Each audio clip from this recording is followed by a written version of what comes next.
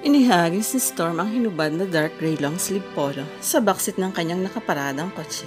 Itinira sa katawan ng suot na white undershirt. Iniwan niya ang car stereo sa FM station. Nagsasalita ang babaeng DJ ng Radio City, si Sydney. Napangiti siya.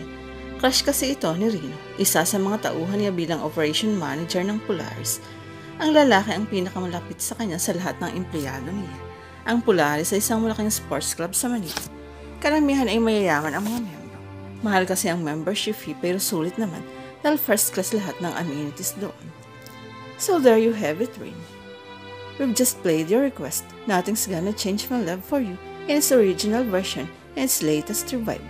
Thank you for sharing us your problem. And you heard our listeners, Rain. Most of them have said that you should have buried the past and get on with your life. I hope that somehow they have been able to help you ease the pain. He yawned. He wondered what was taking George so long. Nakiusap itong makikihitchad sa kanya pauwi dahil may sira ang motorsiklo ito. Si George ang head ng security ng Polaris at malapit na kaibigan niya. Pinakinggan niya na lang ang nagsasalita sa radyo. Rain, I think it's senseless if you keep on dwelling in false hope. You see, your ex-boyfriend has a new girl now. He's not in love with you anymore. It's unfair. Yes, but it happens. I say just leave them alone, and please, my dear, try to get a life of your own, and don't make it too complicated for you. You're still young. The whole world is waiting for you. Rain, you have to know that life is beautiful despite the adversities. Let me play this song for you. Leaving Yesterday Behind ang pinatugtog ng DJ. Napangiti siya. Gusto niya ang kaprangkahan ng babaeng DJ. Sa araw-araw na pakikinig ni Rino rito sa opisina nila, ay napansin niya ang straight and no balon na pamamaraan ni Sydney sa pagbibigay ng mga opinyon at payo. Hindi lang basta nito ibinibigay ang advice upang magustuhan ng listeners. No wonder patay na patay si Rino rito.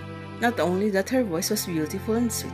Sabi pa ng empleyado niya, maganda raw ang babae sa personal, sexy pa. Talaga kasing dinayo ng loko ang disc jockey na nagkaroon ng free concert ang Radio City sa celebration ng state. Sayang nga lang at nasnatch ang cellphone nito bago nakarating sa concert venue. Hindi tuloy nito nakunan ng video o picture man lang ang DJ. Well, DJ Milan is already her folks. Remember to celebrate life. This is Sydney signing off. Maya-maya ay paalam na ng DJ. Pumailang lang ang kantang Almost Over You. Dumating na rin ang hinihintay ni Storm. Sorry, may inayos lang akong problema sa office. Dahilan nito, habang naglalakad palapit, sexy talaga ng bagong kotse mo. Palatak nito ng tuluyang makalapit sa kanya. Binuksan niya ang passenger seats. Mas sexy ka dito, Georgina. I hate it when you call me that way. Paingos na sabi niya sa kasumkay. At saka wag mo nga akong binubola ng ganyan, Storm. Baka patulan kita. Biro nito. As if kaya mo akong isidyos. Pabirong hamon niya pagka-start ng kotse. Alam mo bang binansagang kang sub-zero ng mga male employees dito? Sinlamig ka raw kasi ng ice. Hindi lang kasi sila maka-score sa akin. Pa-smid nitong turan. Si George ang pinakauna niyang naging kaibigan sa Polaris. Matanda ng 4 na taon ang babae sa kanya. Itinuturing na niya itong nakatatandang kapatid. Maganda ito at sexy sa kabila ng medyo kagaspangan ng ugali. Pero may balak yatang magpakatandang dalaga. Nagkayayaan silang uminom sa isang bar bago umuwi. Kinalabit ni George, si Storm, kanipon na pa nagpapacharming sa yung girl na yun Anito. Inginuso ang isang babaeng nakaupo malapit sa kanila. May kli ang suot nitong skirt. Dalaga pa yan Hindi ako pumapatol sa teenager. Nangingiting sabi niya. Kahit naman yata hindi teenager yan, ay ayaw mo pa rin patulan. Kantsaw ng kaibigan. Meron ka sigurong syota sa probinsya, Wala, naiiling niyang tugon. Talaga bang balak mo lang ikandado yung puso mo? Hindi siya nakaimik. Iglap ang pagbabalik ng isang nakaraan sa kanyang isip. Nasabi na yata niya lahat ng tungkol sa buhay niya kay George maliban sa parting iyon. At ayaw na niya yung balikan pa. Tanggap na niya ang nangyari noon but somehow, may hatid pa rin kirot sa dibdib niya ang kahapon. O natahimik ka. Mukha ni George. Joke lang yun. Di ka na nasanay sa akin. Inubos na niya ang tanging Budweiser beer. Pareho lang tayong walang love life, Georgina. Pabirong diin niya. Tinugtog ng bandang nag-perform noon ang Time After Nine. Lalaki ang CR. May rock version ng awitin na binabanatan ito. Napangiti si Storm. He remembered the song sa salo ng awiting iyon. Isiniyaw niya noon ang kapitbahay niya sa San Quintin na si Harmony Catherine. Kumusta na kaya itong serendipity? Is this true? Well, we often see this occurrence in books and in movies, but I still believe that real life is stranger than fiction. Sometimes there are things that are out of our control. Anything can happen under the sun, so expect the unexpected anytime. And either by chance or by luck, I believe that everything happens a reason. That's just one of the mysteries of the so-called life. Nangiti si Harmony matapos isaad ang kanyang paunang opinion sa kanyang listener na nag-phone in ng problema nito sa pag-ibig. Naghiwalay umano sila ng kanyang childhood sweetheart at hanggang ngayon ay umaasa itong magtatagpo pa rin ang kanilang mga landas. Actually, your situation kinda reminds me of someone. Saglit siyang natigilan. Anyway, Miss Destiny, sometimes we really have to let go of the past, look forward to the future. But I really hope your first love comes back to you. Who knows, maybe someday you two will meet again. But no matter what, Miss Destiny, you must get on with your life. Good luck. Here's a song for you. Somewhere down the road, ang kanyang pinatutog on air. Pababa na si Harmony sa hagdanan patungo sa labi matapos ang versions ng sanya-sansiya ni Monet, ang receptionist ng Radio City. Inginuso nito ang isang lalaking na upo sa isang soparon. Kumunot ang noo niya.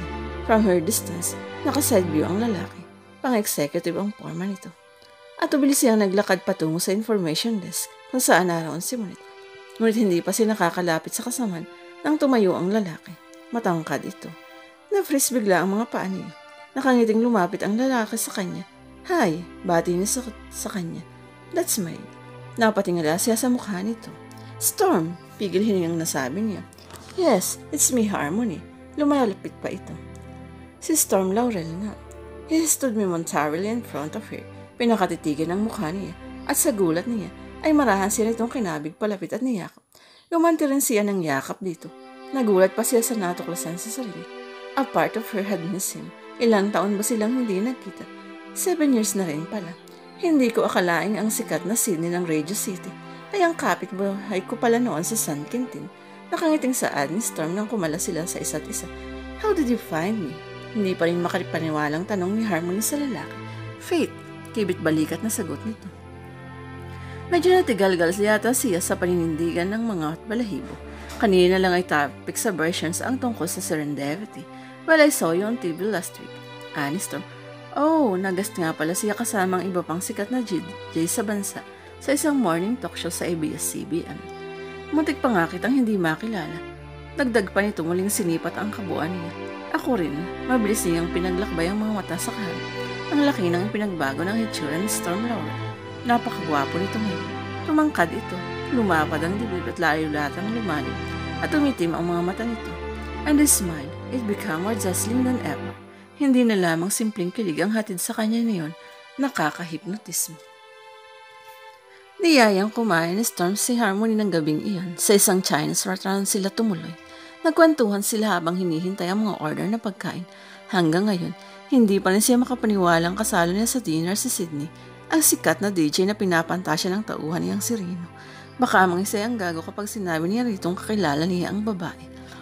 Nasa cafeteria si noon ang Polaris kasama si Reno at George nang makita niya sa TV si Harmony. At first hindi niya agad nakilala ang babae. Gumanda kasi ito lalo at higit na nagkaroon ng kurba ang katawan. Sumexy. Pinaunlakan siya ni Harmony na etid ito sa tirahan nito. Pumasok sila sa isang pinto ng duplex. Iginala niya ang paningin sa loob ng bahay. Maayos at malinis. Maganda ang mga furniture at parang pinaayos sa isang interior designer. Oriental ang motif. Pinapaupahan ko yung kabilang pinto.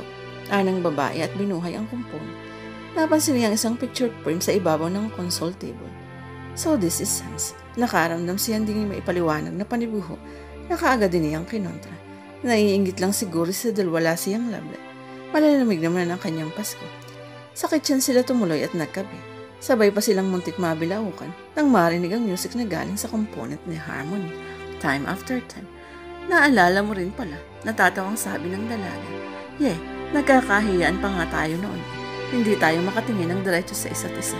Nangingiting sabi niya, mabuti na lang at hindi tayo nagkaapaka ng paa, kundi mag-aaway na naman tayo. Iniba niya ang usapan.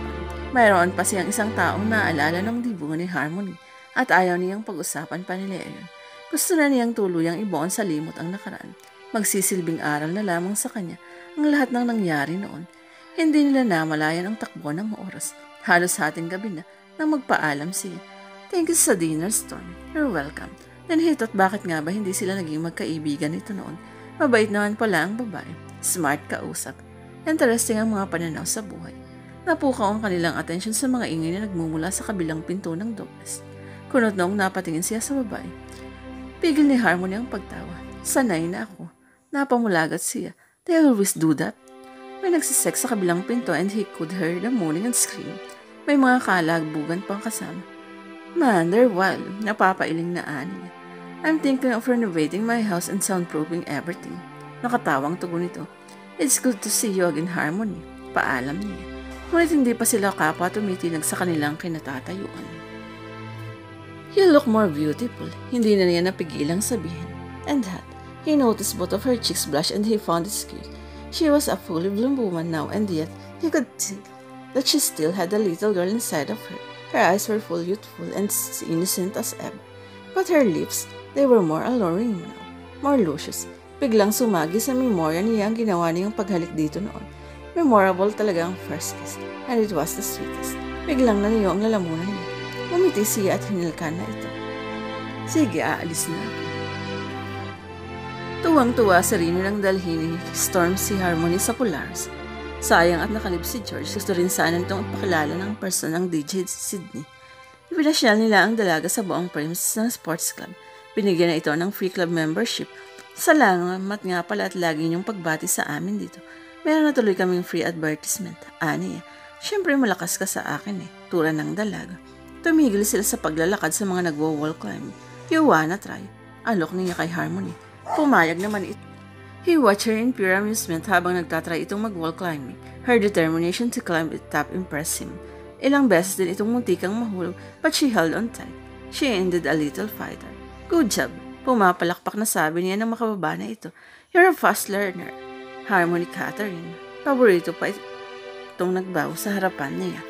Tumuloy sila sa restaurant ng Polaris ng magtanghalian. Storm, pakli ni Harmony sa gitna ng pagkain. I think I saw Charles yesterday. Nag-freeze sa ere ang baso ng tubig na patungo sa kanan sa bibig niya. He was lost for words. He had already given up on Charles a long time ago. Matagal din niyang kinumbinsi ang sarili na hindi talaga sila para sa isa't isa. Nahalayat yata ni Harmony ang pagbabago ng timpla ng mukha niya. Parang siya kasi yung nakita ko sa Glorieta. Inumin siya ng tubig at nagsalita. Kamukha niya lang siguro. Ani at ipinagpatuloy ang pagkain. Maybe, hindi ko na siya nahabol ang lumabas siya ng mall at sumakay ng taxi. Ngayon lang nila naungkat ang tungkol kay Charles. He would be lying to himself kung sasabihin niyang wala na talagang sakit na hatid sa kanya ang nakaraan. Minahal niya ang unang nobya ng buong puso. He might be young then pero totoo ang pag-ibig niya noon sa babae. And somehow it hurts him so much na pinutol na lang ni Charles ng ganon-ganon ang ugnayan nila. Handa pa naman siyang ipaglaban ito noon. Well, that's life. Masakit na kung masakit ngunit kailangan niyang magpatuloy sa buhay. Hindi siya napatatali sa isang mapaglarong kahapon. Magmimistulang hangin na lamang iyon na dumaan sa buhay niya. Kumusta na kaya siya? Ani Harmony. Nagkibit balikat na lamang siya at ipinagpatuloy ang pagkain. Kiyan, maya-maya ay pakli ni Harmony. Wala pa ba siyang naging kapalit sa pusong mo? Umiling siya. Naging abala siya sa pagtitik ng masteral stud sa kanyang trabaho sa Maynila para maghanap ng pag-ibig. He did try dating some women pero nakasawaan na rin niyang gawin iyon lately. Lumiti si Harmony. Matindi talaga ang tama ng first love niya. Mahirap makalimutan, gaya ng mga old songs. Pero pwede ring malaos at makalimutan ang mga lumang kanta. Sa pag-usad ng panahon, new songs will always take over. That means handa ka na para sa bagong pag-ibig. Hayaan mo, pag nahanap ko na ang true love ko, sa radio program mo ako magpo-propose ng kanta.